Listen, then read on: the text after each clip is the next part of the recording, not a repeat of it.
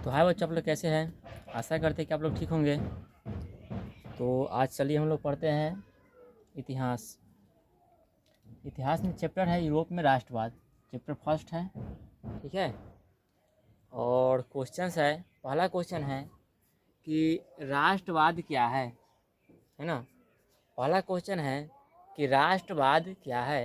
राष्ट्रवाद क्या होता है उसके बारे में जानेंगे, ठीक है। यहाँ पे लिखा हुआ है कि राष्ट्रवाद का अर्थ, ठीक है, समझिएगा। राष्ट्रवाद का अर्थ राष्ट्र के प्रति यानी अपने राष्ट्र के प्रति सोच और लगाव की भावना का विकास करना है। मतलब राष्ट्रवाद का अर्थ होता है कि अपने राष्ट्र के प्रति, है ना, अपने राष्ट्र के प्रति सोच और लगाव की भावना का विकास करना होता है। जैसे मान लीजिए अपने राष्ट्र के प्रति कोई व्यक्ति लड़ रहा है आज़ादी के लिए, है ना, कि अगर हमको अपने देश पहले जब अंग्रेज़ों के शासन था 1947 से पहले, है ना, हमारे देश पे अंग्रेज़ों का शासन था, तो उनसे लड़ने के लिए अपने लोगों को अपने देश के प्रति उनके दिल में राष्ट्रवादी भावना को जगाना पड़ा, है ना, तभी जाके हमारा देश आज़ाद हुआ, ठीक है। तो कह रहा है कि राष्ट्रवाद का अर्थ यानी राष्ट्रवाद का अर्थ होता है, राष्ट्रवाद का अर्थ अपने राष्ट्र के प्रति सोच और लगाव की भावना का विकास होता है, ठीक है। यानी कोई व्यक्ति अपने राष्ट्र के लिए लड़ रहा है ना, इसे क्या कहेंगे हम, उसे राष्ट्रवादी नेता, ठीक है। तो राष्ट्रवाद का अर्थ यह होता है, राष्ट्रवाद का अर्थ अपने राष्ट्र के प्रति सोच और लगाव की विकास का भावना का विकास करना होता है, ठीक है। उसके बाद आ जाइए कि इतिहास क्या है। अब जानेंगे कि इतिहास क्या है। हम किताब पढ़ रहे हैं इतिहास का, ठीक है। हम क्या किताब पढ़ रहे हैं, इतिहास का। और जब तक हम जानेंगे नहीं कि इतिहास क्या है तब तक कुछ समझ में नहीं आएगा, ठीक है। तो जानेंगे कि इतिहास क्या है। तो लिखा हुआ है कि मानव के बारे में, है ना, मतलब मानव के बारे में जो हमें लिखित जानकारी प्राप्त होती है उसे इतिहास कहते हैं, ठीक है। मानव के बारे में ऐसा नहीं, यहाँ पे जो लिख दिया कि मानव क्या है तो सिर्फ मानव के बारे में ही नहीं होगा, मतलब आपको जो भी इतिहास मतलब जो पुराने चीज़ के बारे में जानकारी प्राप्त होगी, है ना, मतलब ऐसा विवरण, है ना, मानव के बारे में जो हमें लिखित जानकारी प्राप्त होती है उसे क्या कहते हैं हम लोग, इतिहास कहते हैं, ठीक है। जैसे मान लीजिए कि हम सिर्फ नाम पढ़े हुए मुगल सरकार, है ना, मुगल बादशाह था, उसका नाम पढ़े हैं, उसके बारे में जानने के लिए हमको उसका किताब पढ़ना होगा। और कहाँ से मिलेगा, तो इतिहास से मिलेगा, ओके।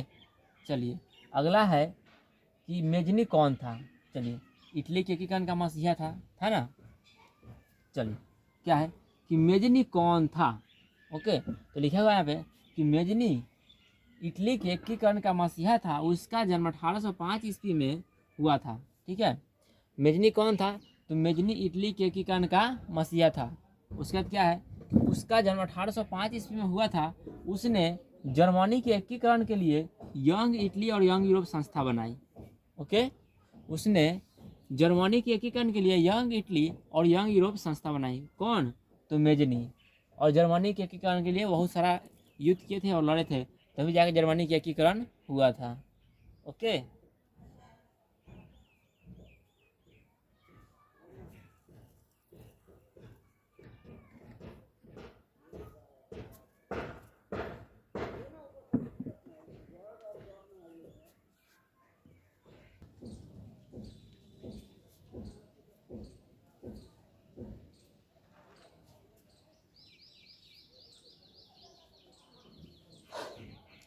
तो चलिए आगे है गैरीबाल्डी के कार्यों को लिखें, है ना।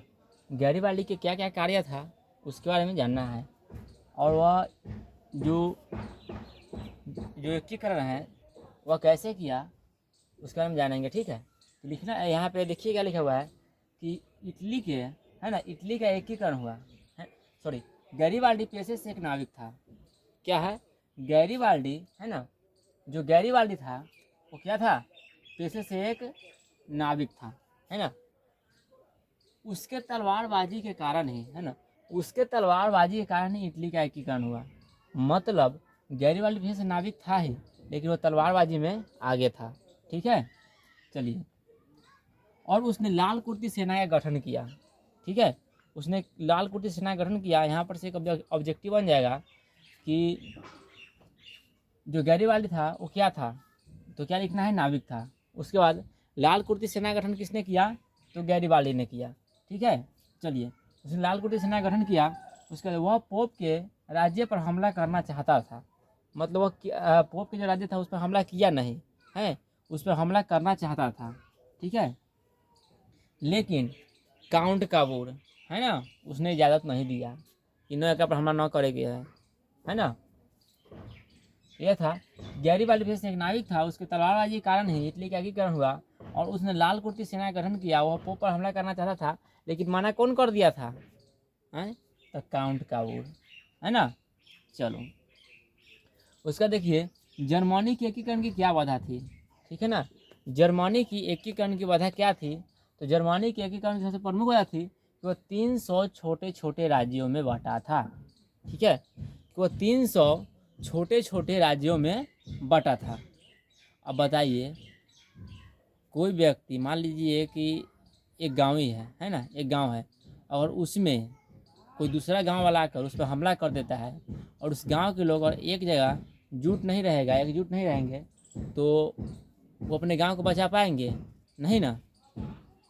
इसीलिए यहाँ के जो जो लोग था ना, वो बोलता था कि ई राज्य का हम राजा बनेंगे तो हम राजा बनेंगे। इसी कारण वहाँ के जो जर्मनी के एकीकरण की प्रमुखता थी, वहाँ का जो राज्य था ना वह 300 छोटे छोटे राज्यों में बट गया था जर्मनी, है ना, बट गया। वह सामाजिक, राजनीतिक और धार्मिक रूप से भी एक समान नहीं था। ठीक है, मतलब कहने का अर्थ है वहाँ धर्म के आधार पर लड़ लिया था सब, है ना। ओके, तो क्या है कि जर्मनी की क्या था, सबसे सिंपल सा डिफिनेशन है कि जर्मनी की एकीकरण की प्रमुख बाधा थी कि वह 300 छोटे छोटे राज्यों में बटा था। ठीक है, वह सामाजिक, राजनैतिक और धार्मिक रूप से भी एक समान नहीं था। ओके, चलिए, उसका पूंजीवाद क्या, पूंजी का अर्थ होता है पैसा, है ना। तो देखिए कि पूंजीवाद क्या है, तो लिखा हुआ है कि पूंजीवाद एक ऐसी अर्थव्यवस्था है, ठीक है, पूंजीवाद एक ऐसी अर्थव्यवस्था है जिसके सभी साधनों पर, चलिए कोई बात नहीं है, साधन हट गया है तो इसको हम लिख देते हैं।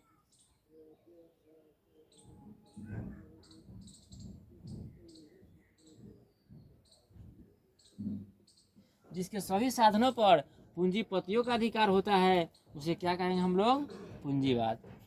ठीक है, पूंजीवाद एक ऐसी अर्थव्यवस्था है, समझिएगा, पूंजीवाद एक ऐसी अर्थव्यवस्था, मतलब पूंजीवाद एक ऐसा व्यवस्था था जिसके पास पैसा है ना वही अधिकार करेगा, है ना, जिसके पास पैसा नहीं है उसको अधिकार करने नहीं दिया जाएगा। ओके, तो पूंजीवाद एक ऐसी अर्थव्यवस्था है जिसके सभी साधनों पर पूंजीपतियों का अधिकार था। किसका अधिकार था, तो पूंजीपति यानी पैसे वाले लोगों का अधिकार था। ठीक है, उसे क्या कहेंगे हम लोग, पूंजीवाद। ओके, आया समझ में, चलिए।